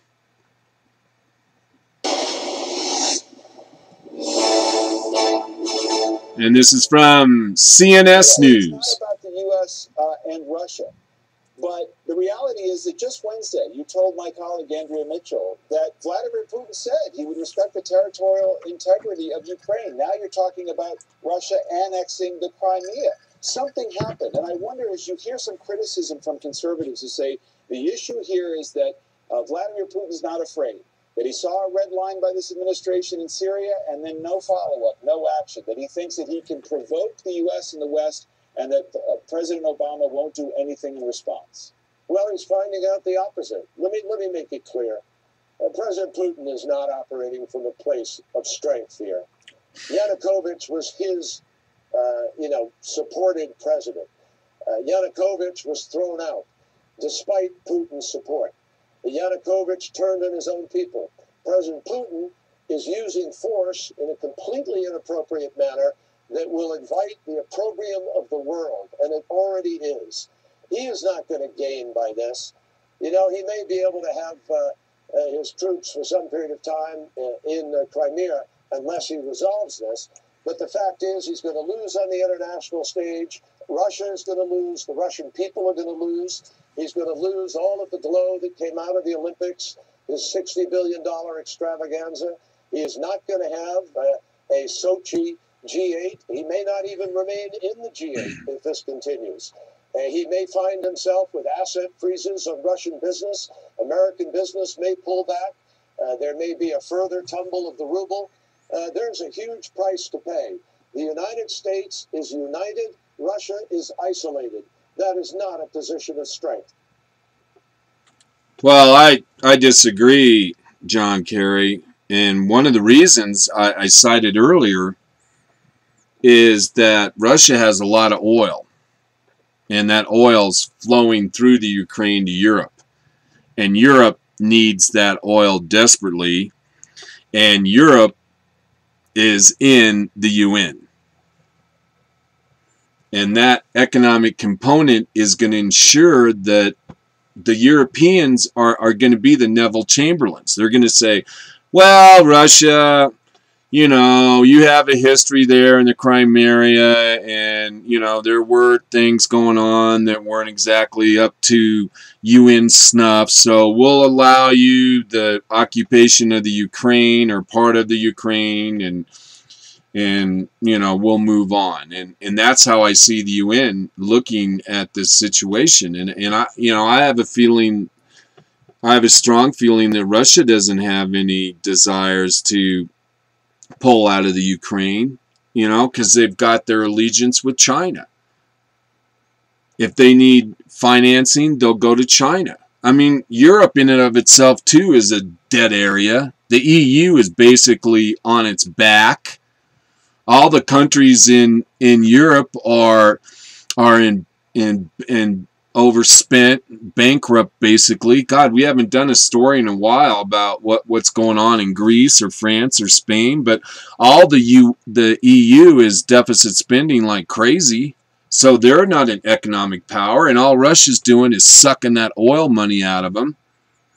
And, you know, this threat by Kerry of cutting off the Russians from foreign banks, well, you can't do that with a stroke of the pen.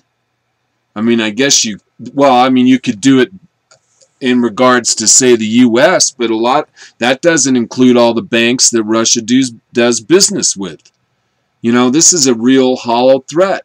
And how much trade does the U.S. actually have with Russia? I don't think it's that much. And see, this is the same thing that happened under Jimmy Carter. I mean, this is a big fat flashback.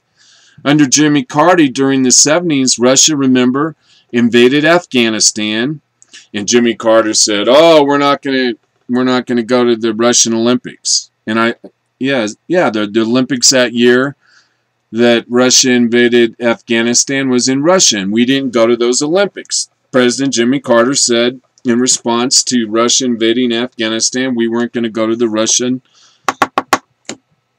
Olympics. Ironic. I mean, it's the same kind of scenario. Weak president, Jimmy Carter, Russia invades Afghanistan. Weak president, Barack Hussein Obama, Russia invades the Ukraine. And Jimmy Carter said the same kind of things that John Kerry just said on this video we listened to. And what? Russia didn't pull out of Afghanistan until, I believe, the early 90s. They stand to be corrected. At any rate, this is all bluster. And this is Putin playing chess. And Putin, like I said, he sat back and he watched how President Obama handled what was going on in Syria. Putin sits back and watches how President Obama deals with North Korea and Iran. And they make a calculation in the Kremlin. Hey, look, this guy's weak. He's a paper tiger. He's all blow, no show. Something goes wrong in the Ukraine, let's go for it. Let's get after it. Why not?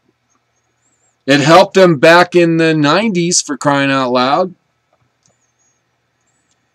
And actually going after Afghanistan was a stretch. I mean, and Afghanistan really doesn't have much in the way of natural resources that I can think of. Maybe they've found some recently, but obviously, I mean, you look at the Ukraine, you know, that's strategic. That's economically strategic. Not to mention that they get a warm water port. So I think John Kerry is full of a bunch of bluster. And he's forced to be in a situation. Oh, I should see if we have any callers. If you want to call in, you can do so. All you got to do is dial 646-716-8506. Again, if you'd ever like to talk to the Trailer Park Prophet, and who wouldn't, you can dial 646-716-8506. Ooh, I almost clicked off Blog Talk Radio. All right, we got another... Well, I guess we've got some time before the break. Want to make sure that... Oh, let's move on.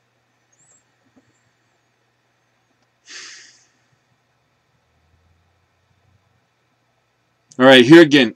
You know, I just find this stuff so interesting. Now, here is John Kerry on NBC with George Stephanopoulos yesterday. Same subject. All right, George, take it away. People once thought bigger meant stronger, and a man weighing 135 pounds... I don't know, this might be a waste of time. I just think this is interesting. And this is Sunday on Monday. Again, this was on the, I believe, NBC, George Stephanopoulos yesterday. And let's see, maybe this isn't going to work. All right, might come on a little later. We should actually do some... if it comes on, we'll stop. Oh, but I'd rather do... let's see, you know what? Let's kill that. Listening to John Kerry again probably isn't the best use of our time. And let me see if I can kill this. Oh, this might not be a good thing. Are you sure you want to delete this? Yes. No. Okay.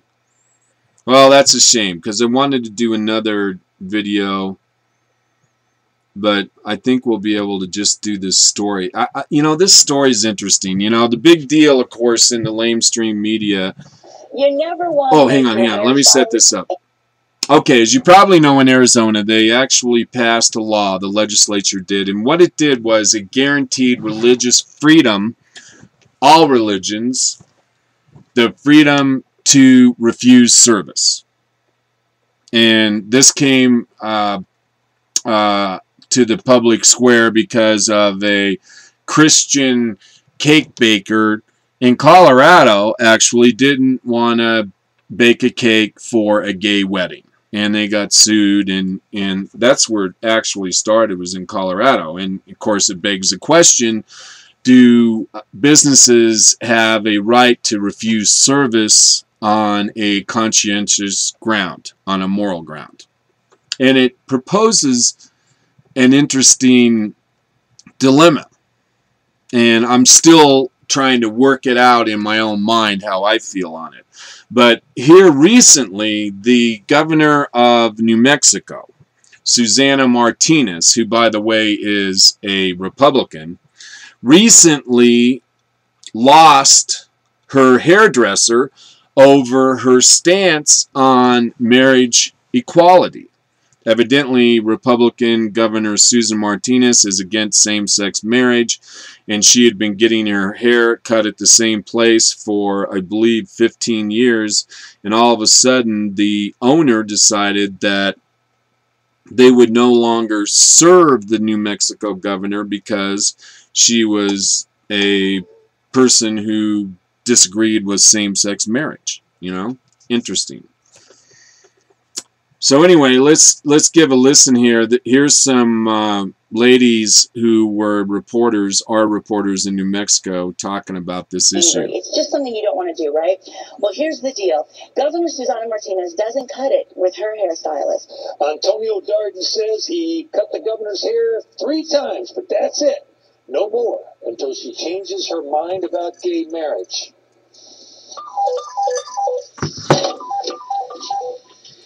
Good afternoon. Thanks for calling Antonio's. The other day, it was Governor Susana Martinez's people calling, and the answer was no. The governor's aide called not too long ago wanting another appointment to come in. Because of her stances and her views on this, I told her aides no. They called the next day asking if I'd changed my mind about taking the governor in, and I said no again. He says until he can't marry his partner in 15 years, she'll have to go somewhere else.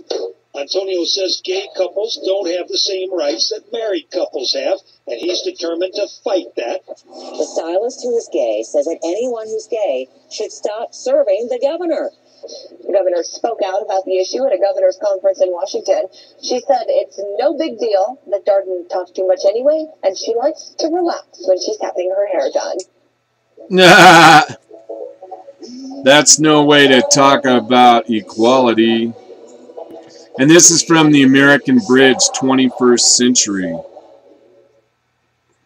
And there's other cases, I believe I reported on one on Friday, of Muslim barbers who will not cut the hair of lesbians and gays.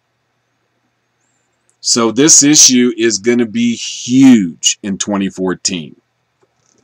We got the Christians not wanting to bake cakes for the gay people, Muslims not wanting to... well, Muslims won't take you in a cab drive if you've been drinking or have alcohol or a dog. And now we have gay people won't cut the hair of people that believe in traditional marriage. We have Muslims that won't provide services for infidels. I mean, this is going to come to a crescendo. I mean, this, I have a feeling about this, my fellow lovers of liberty, that this story is going to do nothing but grow and grow. You know, what, I mean, just ask yourself, I mean, I'm trying to think of the clause that they talked about. I mean, this goes back to the days when people, the Jim Crow laws, when people refused to serve people because they were black. And we've talked about it during Black History Month about blacks traveling around during the 30s, 40s, 50s, 60s and not being able to stay in motels because they only served white people. And the question is whether or not the private businessman has a right to refuse service on moralistic grounds. And I don't know what the answer is, but one thing I'm going to be thinking about this, hopefully you'll be thinking about this, because it really presents an interesting dilemma. And I think people have a right to discriminate. I really do. They used to call it discriminating, which meant that you kept yourself in good company, basically. But I don't know. We're going to see how this is going to shake out. I mean, do you think a person has a right to refuse service? I mean, if you're out there offering a public service, does that put you on a different standing in the eyes of the law? Do you have that? I mean, what about restaurants? You know, you've seen restaurants and bars, and they always have that sign up, "We refuse the right to serve anybody." Is that true? Because if it's not true, then any old drunk or a smelly old person can hang out in the bar his whole lifetime and be disruptive and be offensive, and the barkeep doesn't have any right to exit that person. All the years that people have been 86'd out of bars, all that is illegal now.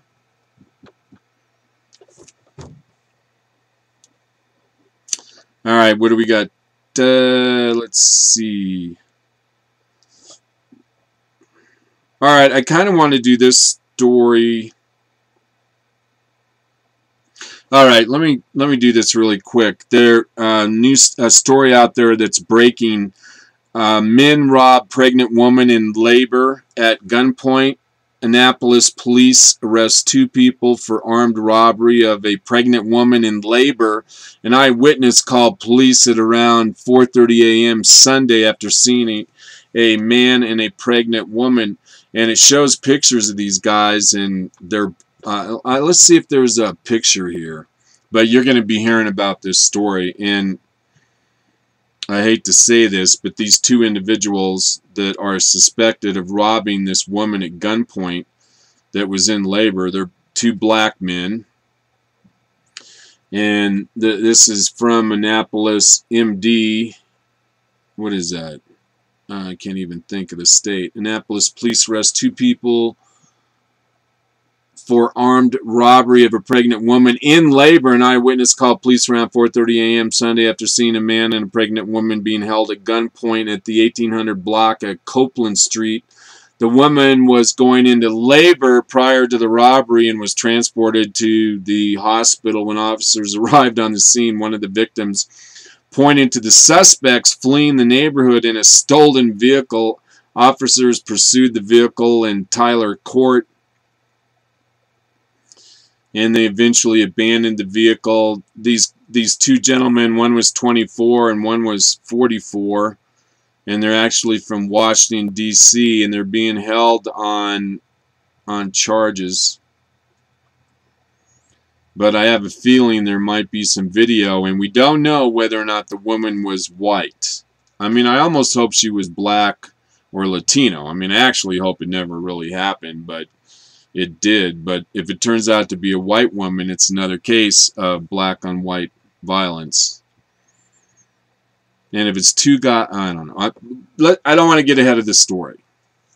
All right, story out of, again, from Kane TV. White House will give retroactive subsidies for people before they had Obamacare. So,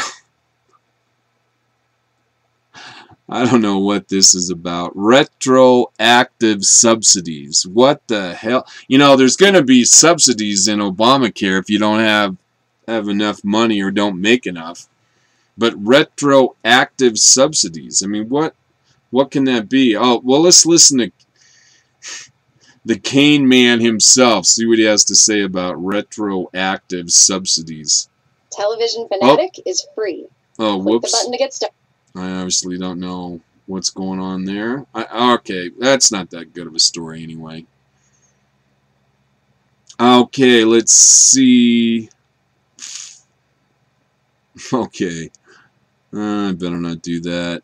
Oh, this is really big news. President Obama today was meeting with the president of Israel, and basically it's reported that President Obama is going to give Netanyahu a ultimatum. Either you agree to the terms of the recent Palestinian-Israel peace agreement, or the U.S. will no longer defend you in the event that you're attacked by anyone in the Middle East.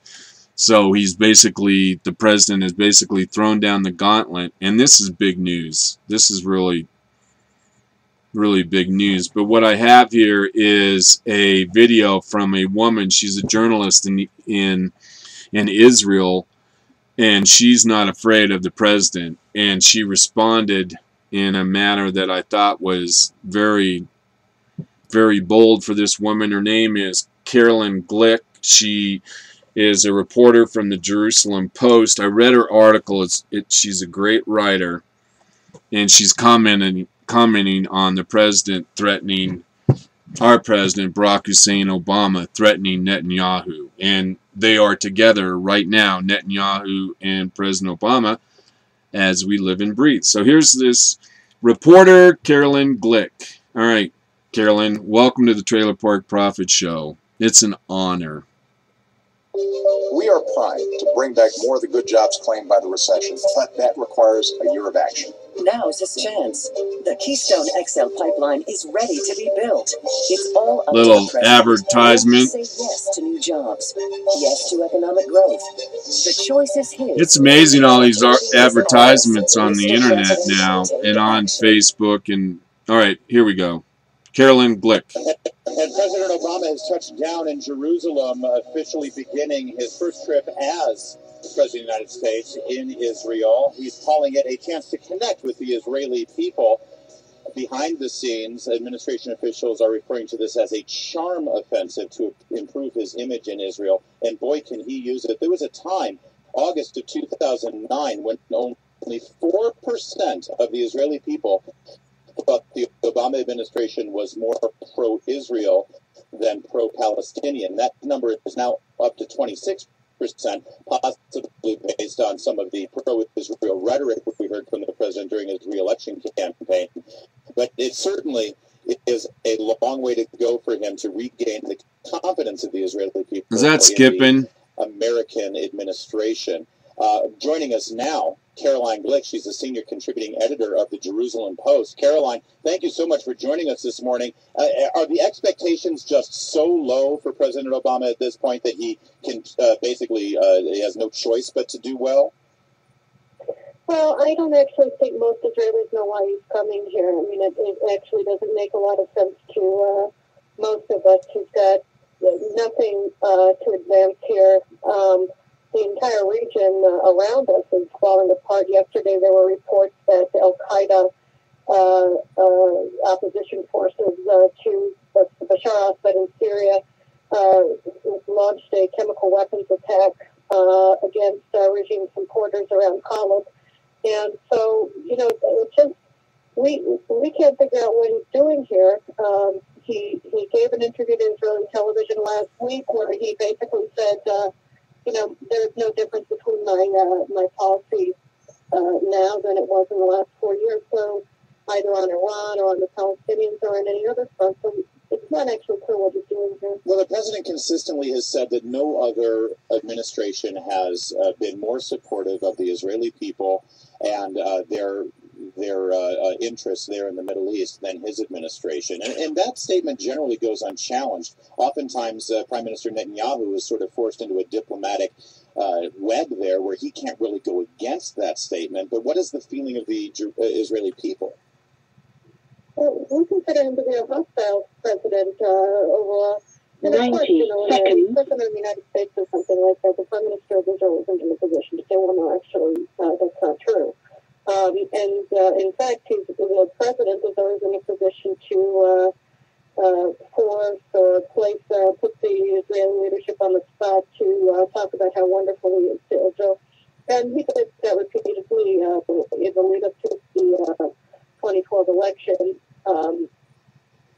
But 60 seconds. He is a fairly public. All right, everybody, time to get out of here.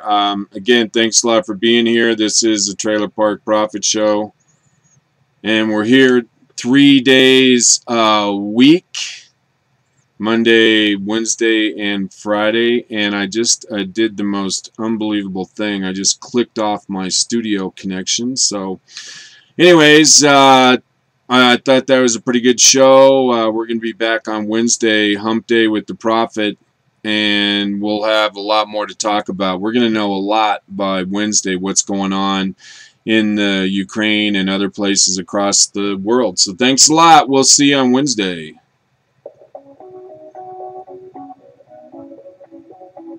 10 seconds.